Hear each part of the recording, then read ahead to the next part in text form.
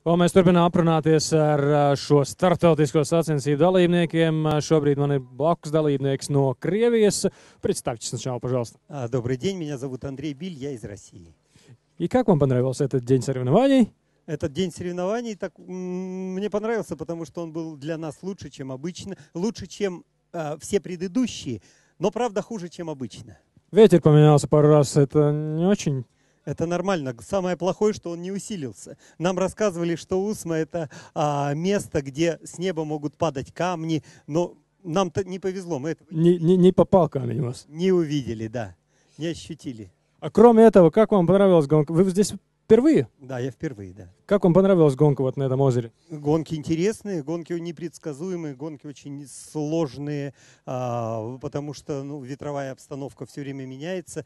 Наверное, в этом и есть особенность этого озера. Да, вы состязаетесь в дивизии Прото, значит, вы одни из самых быстрых.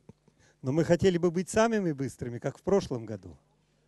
Но не всегда получается. В этом году, да, уже ясно, что не получилось. Но все равно ваш результат, я думаю, будет хороший.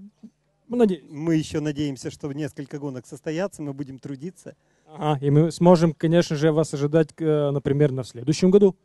Наверное, вообще-то, вы знаете, мне казалось, что в Латвии мне везет. Когда-то я был лауреатом конкурса Юрмала-89, и мне казалось, что в яхтинге у нас должна сложиться такая же ситуация, как в певческом конкурсе. Но пока не сложилось, значит, будет еще попытка. Так, ходить под парусами — это не петь. Это интересно. Понятно. Paldies. Спасибо.